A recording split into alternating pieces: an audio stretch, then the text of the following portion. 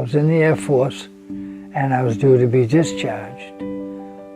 Originally, I wanted to make a career out of the Air Force, but I had just gotten married and everyone on my base was going to Vietnam because the Vietnam War had just started and I didn't want to go there. So there was an article in the Sunday paper that if you took this test and passed it, they would accept you in a programming school down in Syracuse, New York. So I took the test and I mailed it in and they accepted me down in Syracuse in programming school. I finished number 2 in my class and I went down to Greene, New York to apply for a job, and right away when they saw how I did in school, they accepted me right away. And I worked there for about a year and that's how I got my start. Well, the big break was after a year I came back home because we wanted to live. My wife and I were both from Claremont, so we wanted to live back near here. So we came home and for a whole week I went down to Massachusetts, 2 or 3 jobs every day looking for work. And I found a job at Data Man, which was at the time, it was the Cross Companies, which did the PNC stores. And my boss hired me right away because I aced the test because I'd been taking the test I took them for about a week. I took 3 tests a day, so I did pretty good on the test. So he hired me immediately. And that's how I got my start working for John Mann. And I worked for him until I retired. He called me up one day and said, I just fired all my programmers and I need another programmer to take their place.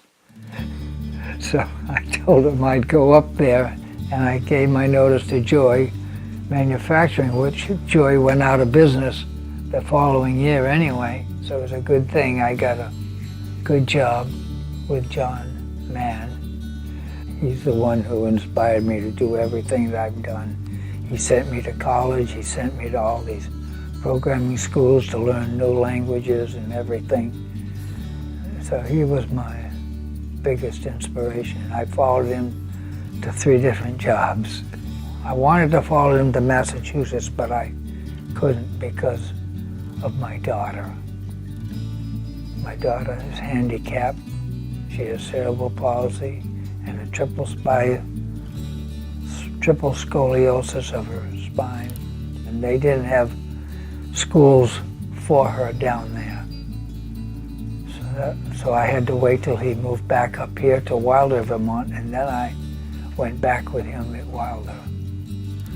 My personal achievements are mostly in sports. I've done really good in sports. I started out running the Boston Marathon back in the 60s. And then I started a running streak, running at least a mile a day every day. And I became number 2 in New Hampshire as the second longest running streak, and that still stands. I was motivated because I was getting to be pretty good at it. I had that running streak going, but my running streak stopped abruptly. The way it stopped, I went out running for a 4-mile run. 2 miles into it, I couldn't breathe very well. So I came back to it was at Dartmouth College. So I came back, and when I got back, I said, well, everything seems okay now. I'll just run around the track for 1 lap. And that was hard. I couldn't do it. So then I went to go back into the locker room, but they have a key to get in. And I had to put the key in the lock, and I couldn't move my arm up. I had to use my left hand to put the lock in the key. Well, when I came home, I told my wife what happened. And I said, well, I feel good now, though. So she said she wanted me to go to the doctors to find out what it was. So I went to work because I said, I feel okay. The doctor called me up and told me to come down because she must have called the doctor and told her what had happened. So I went down to see him, and right away the doctor said he wanted me to go up to the hospital for some tests. I said, well, okay, I haven't run yet today. I got a running streak going. I'll just jog up to the hospital. Well, he had a fit, and that ended my running streak. I had had a heart attack.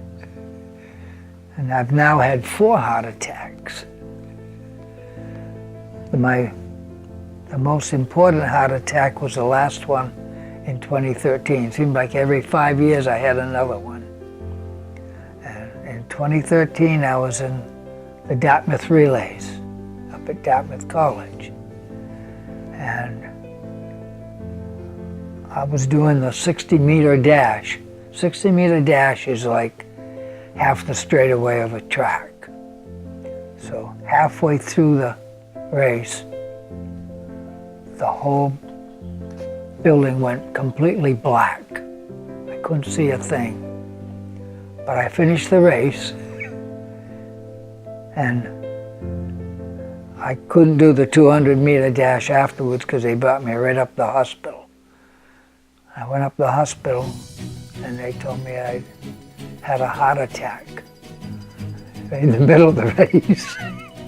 So they put some stents in, and when they do that, they don't put you out. You're awake for the whole time.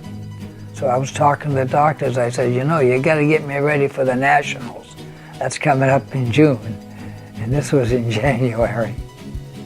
So they said, well, we'll do our best.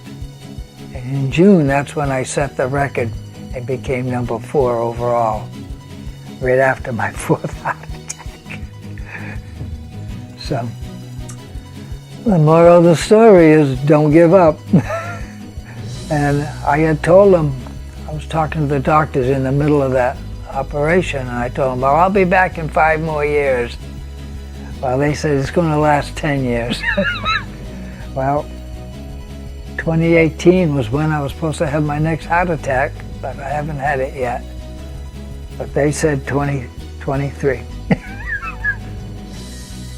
After I got my asthma and had my heart attacks, I had to try something new because I couldn't do any more long distance running, because that's how I started out in the Senior Olympics, was long distance running. So at 65, I took up the long jump, and at 70, I took up the triple jump. So if you fail at one thing, don't give up, because you can always do something else. Other sports are very good, it's just like a profession. I started out in the Navy and the Air Force, and then I went into programming. So if you can't stay in the Air Force because of something, there's another field that you can go into, and I chose computer programming. Things have changed now since I've retired. I've been retired for 19 years now. I retired in 2000.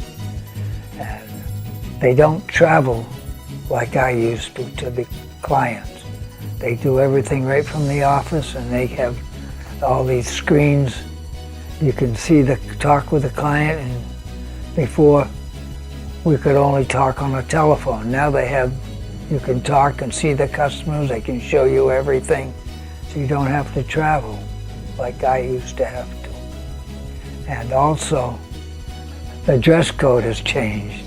He says, I talked to my boss about a few weeks ago when I got this other letter with the questions for the radio interview, and he says, they don't even wear suits and ties anymore to work. He said that things have changed a lot. I want to be remembered for my sports.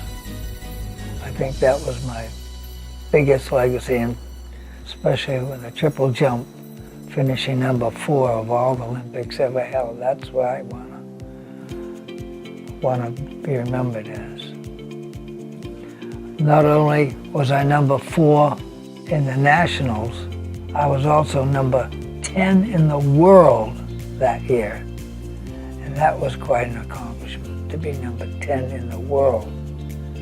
Of course, there was a few people from Norway and Brazil that were better than me, but still, number 10 was quite an accomplishment.